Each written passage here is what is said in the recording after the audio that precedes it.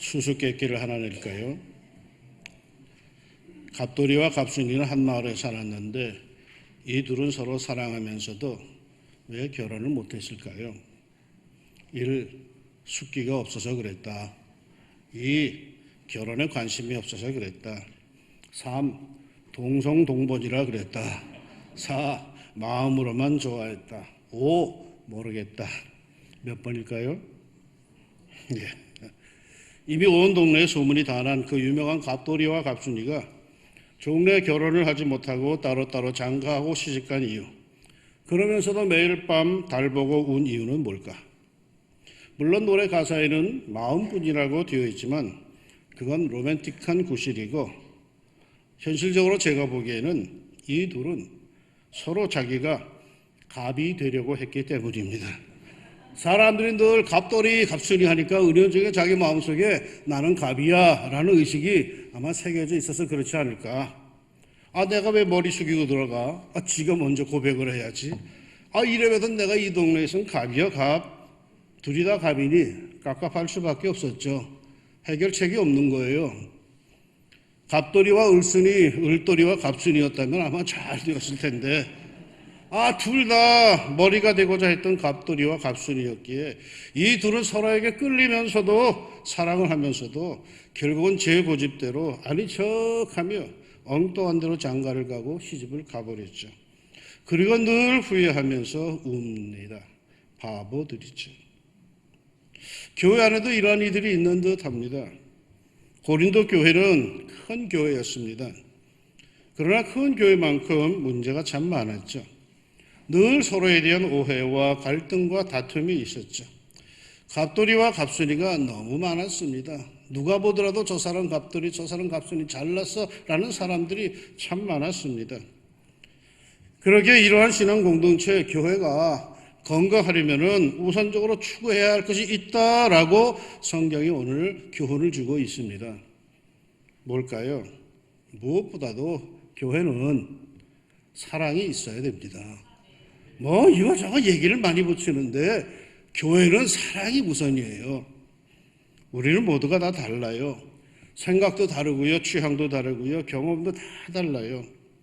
이렇게 다른 각양각색의 사람들이 정기적으로 모이는 곳도 사실은 드물어요. 그것도 거의 자발적 모임입니다. 강제 규정도 없어요. 자기 좋아 모이다가 자기 싫으면 그냥 말도 없이 훌쩍 떠나가는 공동체가 이게 교회예요. 이러한 공동체가 든든한 하나의 교회로 서갈 수 있는 길은 뭘까요? 그건 사랑이에요. 서로 이해해주고 감싸주는 거죠. 따진다고 해결되는 게 아니죠. 그렇다고 해서 부정과 불의를 덮어주라는 것은 더더욱 아니죠. 제 나름대로 신앙생활하며 섬김과 봉사의 생활을 해나갈 때 조금 다른 것들은 제 마음에 들지 않는 것들, 이런 경우에는 좀 이해해주고 감싸주라는 거죠. 그게 사랑이죠.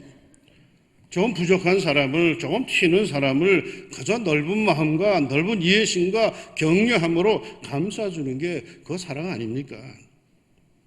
제가 젊은 시절에 유행하던 이야기로 그저 교회들마다 경찰 집사, 검사 장로가 있다 그랬었다. 맨날 교회 가면 청년들 너 어디 술 먹었지, 담배 폈지, 극장 갔다 왔지 이래가면서 그저 청년이들, 젊은이들 쪼는 그런 어른들이 있었다는 거죠. 이게 진짜 경찰이고 진짜 검사를 칭하는 건 아니었어요. 그저 늘 젊은이들을, 교인들의 잘못과 실수를 적발하고 떠벌리는 그런 사람들도 하는 말이었죠. 남을 비판하기 좋아하는 그런 교만한 신도들을 두고 하는 말이었죠. 교회는 말이죠, 수사관하는 그런 교인, 수사관 교인보다, 고발하는 교인보다 그저 변호해주고 이해해주고 변론해주는 그런 교인들이 더 많아야 합니다. 갑돌이가 판치는 교회는 사랑은 늘 마음뿐이지 서로에게 언제나 상처만 주고 끝납니다. 그러니 누가 그런 교회에 나가고 싶겠습니까? 세상에서 가장 마음 편한 것이 교회 공동체가 되어야 돼요. 사회에서는 실수를 용납을 못해도, 세상에서는 나의 실수를 딛고 올라서려는 사람들이 득실거려도 교회는 말이요, 그런 곳이 되어서는 안 돼요. 어쩌면 세상에서, 사회에서 눌려 살던 사람들이 가장 활개칠 수 있는 것이 이게 교회 공동체가 되어야 되는 거죠. 왜요? 그것은 사랑을 추구하는 공동체이고 사랑이 충만한 공동체이기 때문입니다. 내가 어쩌다 실수를 해도 그게 대대로 내려가는 흉이 아니라 감싸주는 이들이 있는 곳이기 때문이죠. 보세요. 로마서 14장 1절의 말씀입니다. 믿음이 연약한 자를 너희가 받되 그의 의견을 비판하지 말라. 누구 보고 하는 말인지 아시죠? 믿음이 강한 사람들을 향해서 하시는 말씀입니다. 믿음이 강한 사람, 믿음이 좋다는 사람들을 향해서 믿음이 약한 자가 엉뚱한 소리를 좀 해도, 좀 말도 안 되는 소리를 해도, 유치한 말을 해도 그것을 그 자리에서 무시하고 비판하지 말라는 거예요. 그냥 톡톡 쏘아주지 말라는 거예요. 면박 주지 말라는 거예요. 웬만하면 그냥 넘어가 주라는 거예요. 사도 베드로는 이렇게도 말을 해요. 무엇보다도 뜨겁게 서로 사랑할지니 사랑은 허다한 죄를 덮느니라. 왜 우리에게 새삼스레 죄가 떠오릅니까? 덮어주지 않기 때문이죠. 없던 죄가 새삼 생긴 게 아니에요. 사랑은 허다한 죄를 덮느니라. 예수님은 또 어떠신가요? 새 계명을 너희에게 주노니 서로 사랑하라. 내가 너희를 사랑한 것 같이 너희도 서로 사랑하라. 예수님이 우리를 사랑한 것 같이 우리 보고 사랑하라시니 우리가 사랑 못할 대상이 어디 있습니까? 그런데 이렇게 사랑해야 함에 있어서 유의해야 할 결정적인 것이 하나 있습니다. 매년 3월 19일이면 어김없이 미국 캘리포니아주의 산원 카프리스트라노라는 곳에 제비들이 찾아온답니다. 이 제비들이 어디서 오나 했더니 우리 동네 우리나라 제비는 강남 갔다 오는데 도대체 이 제비들은 어디서 오나 하니까 그 살펴봤더니 아르헨티나에서 바다를 건너 수천 마일을 날아오는 제비들이랍니다. 그리고는 10월이 되면 그들은 또 왔던 코스로 다시금 되돌아간대요. 이 조류 연구가들 이들이 아주 궁금했어요. 이 수영을 못하는 새들이 한 번도 쉬지 않고 어떻게 그렇게 장거리 비행을 하는지에 대해서 아주 궁금했어요. 그래서 연구를 했답니다.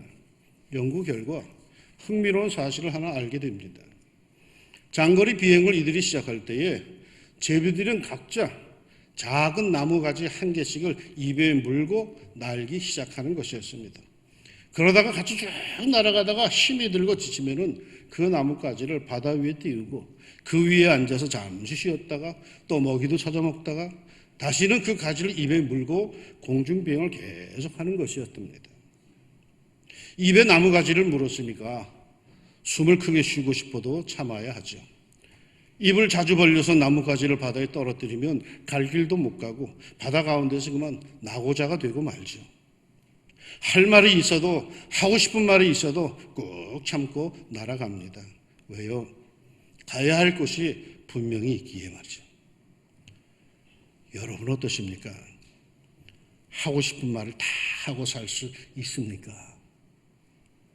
성경은 이렇게 말합니다.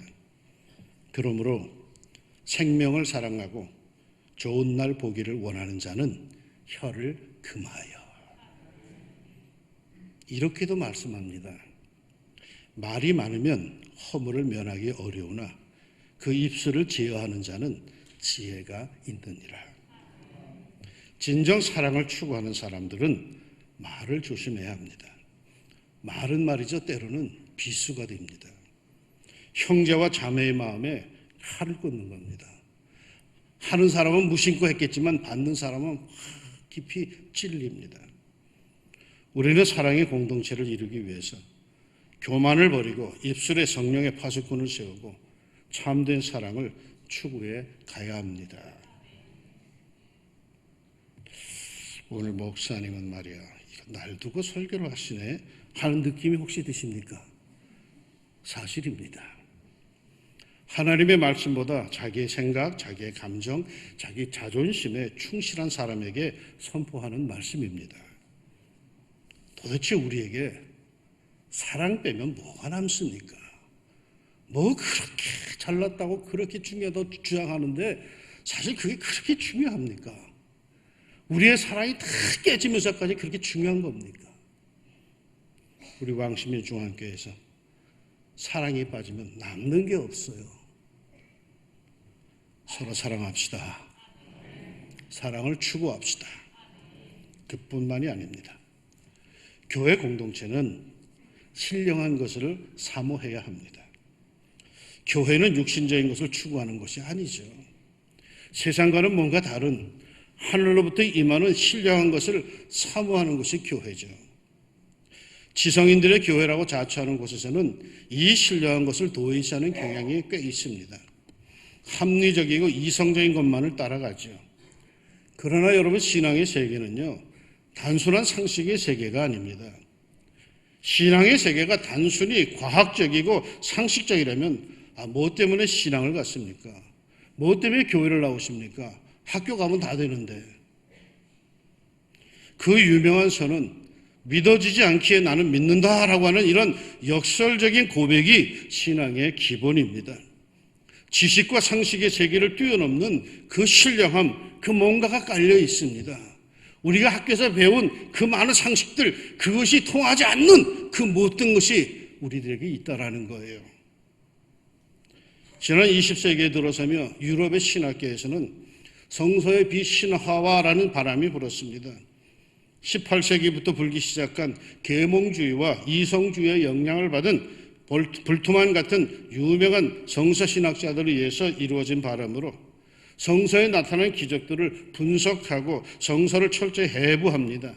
그 결과 예수님의 이야기마저 신화다라고 하는 주장이 대두가 되었고, 동시에 유럽의 교회들은 영적 성장이 멈춘 채 퇴보하기 시작합니다.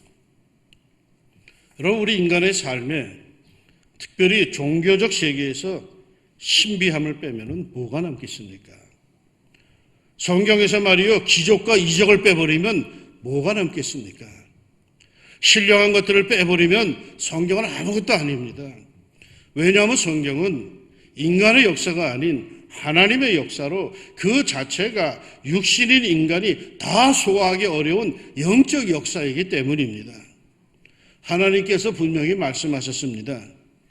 내 생각은 너희 생각과 다르며 내 길은 너희 길과 달라서 하늘이 땅보다 높음같이 내 길은 너희 길보다 높으며 내 생각은 너희 생각보다 높으니라.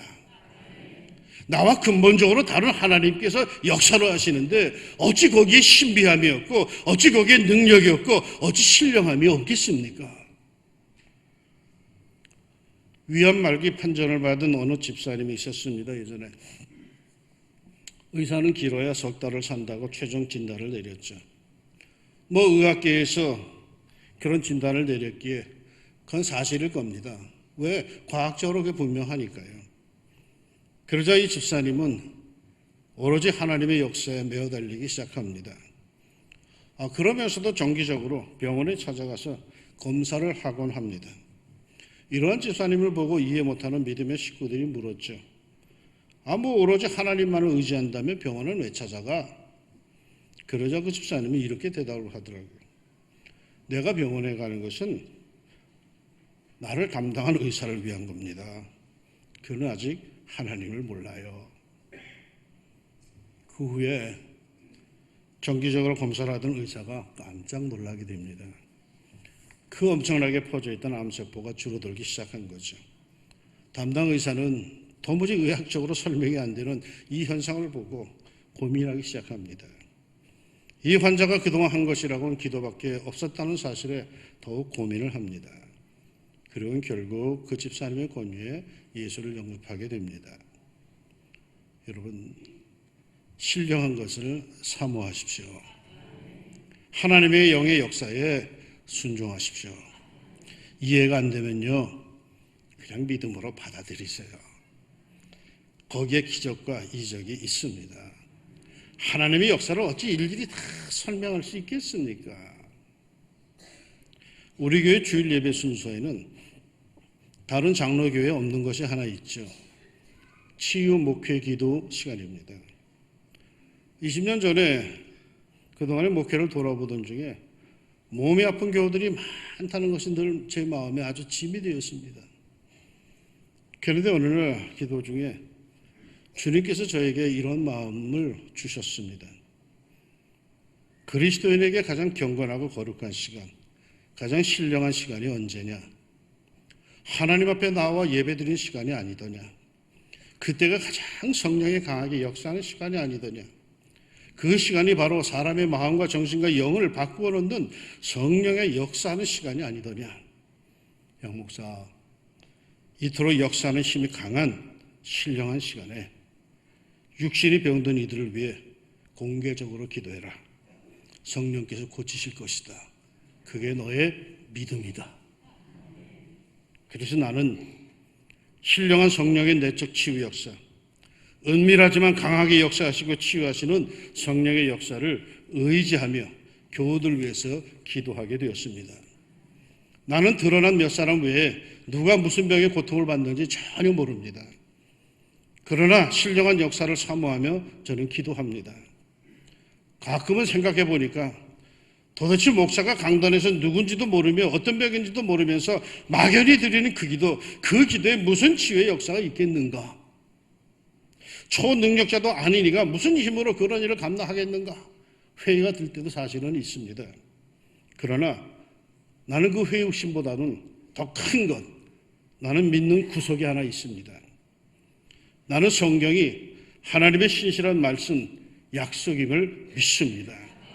그 말씀 중에 민수기 6장에 제사를 드린 백성들을 향해서 제사장은 손을 들어 축복하라 하시면서 하나님께서 이렇게 약속하셨습니다. 그들은 이같이 내 이름으로 이스라엘 자손에게 축복할지니 내가 그들에게 복을 주리라. 제사장이 복을 주는 게 결코 아니에요. 제사장은 손을 들어 축복할 뿐이고, 그러면 실제로 역사하시고 복을 내리시는 이는 여호와 하나님이십니다. 이 믿음 갖고 삽시다. 사랑하는 성도 여러분, 우리 신령한 것을 사모합시다. 신령한 일을 추구합시다. 육신을 따르는 자는 육신의 일을, 영을 따르는 자는 영의 일을 생각하나니 육신의 생각은 사망이요 영의 생각은 생명과 평안이니라. 생명과 평안이 신령한, 생명과 평안이 이 신령한 것을 사모하는 사람들에게 정말로 충만하기를 축원합니다. 마지막으로 하나 더 성경이 우리에게 권해주는 것, 예언을 하라고 하십니다. 이렇게 말하면 대뜸 아니 나보고 점쟁이가 되란 말이야, 내가 앞일을 어떻게 알아 하지요. 그런데 여러분, 성경에서 말하는 예언은 그런 거 아닙니다. 물론 앞일에 대해서 미리 말하는 것도 예언이죠. 그러나 성경이 말하는 주된 예언의 의미는 그 상황에서 가장 분명한 하나님의 말씀, 하나님의 뜻을 전하는 것입니다. 구약 성서의 예언서를 보십시오. 이사야서, 예레미야서, 에스겔서, 다니엘서 그 뒤로 쭉 나오는 예언서들을 내용을 보면은 앞일에 대한 것은 3분의 1 정도밖에 안 됩니다. 3분의 1은 과거의 일입니다. 3분의 1은 현재의 상황입니다. 과거 이스라엘의 지난 역사를 돌아보며 지금 이 상황에서, 이 분위기에서, 이 회의석상에서, 이 논쟁 중에 하나님의 뜻이 무엇이냐? 하나님의 뜻이 이것이다 라고 말하는 것이 그게 예언입니다. 우왕좌왕할 뿐만 아니라 어떻게 해야 할지 몰라 할 때에 하나님께서 이것을 원하시지 않겠냐고 대언하는 것이 그게 바로 예언입니다. 상처받고 아파할 때에, 주님의 뜻을 몰라 공경에 처할 때에, 시험받아 마음이 쓰리고 넘어지려고 할 때에 하나님의 뜻은 이걸 겁니다. 잘 이겨내세요. 말씀으로 붙들어 주는 것, 그게 예언입니다. 신방을 가서 예배를 드리면 예배 후에 종종 목사님 어떻게 하시고 그토록 적절한 말씀을 주세요 라고 하는데, 여러분 그게 예언의 은사입니다. 하나님은 성경을 통해서만 말씀하시는 건 아니에요. 하나님의 사람들, 기도하는 사람들, 성령의 사람들을 통해서도 하나님은 말씀하세요. 지나가도 어떤 사람이 나에게 무슨 말을 던졌는데 곰곰이 생각해 보니까 그게 하나님의 뜻인 경우들이 참 많습니다. 예언을 하십시오. 모두들 육신적인 것에 빠져서 사랑도 잃어버리고 경건도 잃어버리면 논쟁에 빠져서 우리들이 하나님의 자녀란 사실을 잊어버리고 사는 사람들에게 하나님의 뜻을 전해주세요. 모두들 우르르 한쪽으로 일방통행식으로 몰려갈 때에 주의 말씀에 근거하여서 아닙니다 하고 예언을 하세요. 비신앙적인 이야기, 세상의 성적 잡담으로 기득거리면서 성도들의 거룩함을 잃어버리게 할 때 그만둡시다 라고 하는 분명한 하나님의 뜻을 전해주세요. 이 시대는 예언하는 사람이 좀 필요해요. 이 시대는 눈치 보는 사람들만 있어요. 아니에요. 하나님의 말씀, 하나님의 뜻을 전해주는 사람들, 예언자가 정말 필요한 거죠. 그 자리에서, 그 상황에서 분명한 하나님의 뜻을 세우는 주의 말씀을 선포하는 사람들이 필요하죠. 교회뿐만 아니라 가정에서도 그렇고요, 직장에서도 그렇고요, 특별히 이 나라, 이 정치 현실 속에서 절실히 필요합니다. 사랑하는 왕심중학교 교우 여러분, 이 교회 공동체에서 신앙생활을 해가면서 여러분 무엇보다도 사랑을 추구합시다. 신령한 것들을 사모합시다. 그리고 예언을 하십시오. 하나님의 말씀의 주파수를 맞추고 세상의 이야기로 혼잡한 곳에서 혈기와 독선으로 갈 방향을 잃어버린 곳에서 분명한 하나님의 말씀, 주님의 뜻을 선포합시다. 부디 우리 교회에 당회, 재직회, 각 부서, 교회학교, 찬양대, 예술마을, 선교회 모든 곳에서, 모든 모임에서 이 역사가 일어나서 오늘 말씀의 3절 말씀에 덕을 세우며 권면하며 위로하는 것이요처럼 서로 덕을 세우며 서로 권면하며 서로 위로하는 아름다운 일들이 가득하기를 바랍니다. 이를 위하여 성령의 감동되기들이 곳곳에 충만하기를 주의 이름으로 축원합니다. 기도합시다. 교회 나왔습니다. 하나님, 교회는 뭔가 좀 다르지 않겠습니까? 근데 여전히 우리는 세상에서 갔던 버릇을 그대로 갖고 왔고, 세상에서 부리던 혈기 그대로 들고 왔고, 세상의 잣대를 그대로 갖고 와서 자꾸 하나님의 나라를 우리가 재고 있습니다. 하나님, 잠시 다 내려놓게 하시고 사랑을 추구하게 하옵소서. 얼마나 하나님이 우리에게 원하시는 것인지 그 사랑을 추구하게 하시고, 그리고 한 걸음 더 나아가서 신령한 것들을 사모하게 하옵소서. 육신적인 것들을 세상의 잣대로만 모든 걸 보려고 하지 않게 해주시고, 성경에 약속된 그 신령한 것들, 내 머리로는, 내 과학적인 지식으로는 아직 이해가 잘 안 되는, 그러나 성경에 분명히 나와 있는 그 신령한 것들을 사모하는 저희들 되게 하여 주옵시며, 그리고는 하나님의 영에 감동이 되어서 지금 이 순간 이 상황에서 우리가 어떻게 해야 되는지, 내가 무엇을 해야 되는지 예언을 하게 하여 주옵소서. 그리하여 하나님, 우리 교회와 우리의 가정과 더 나아가 우리 나라가 하나님 은혜의 장중에 붙들리게 하여 주시옵소서. 도우실 줄로 믿습니다. 사랑하는 왕심 중앙교회를 더욱더 주님의 교회로 든든히 세워 주옵소서. 예수님의 이름으로 기도합니다. 아멘.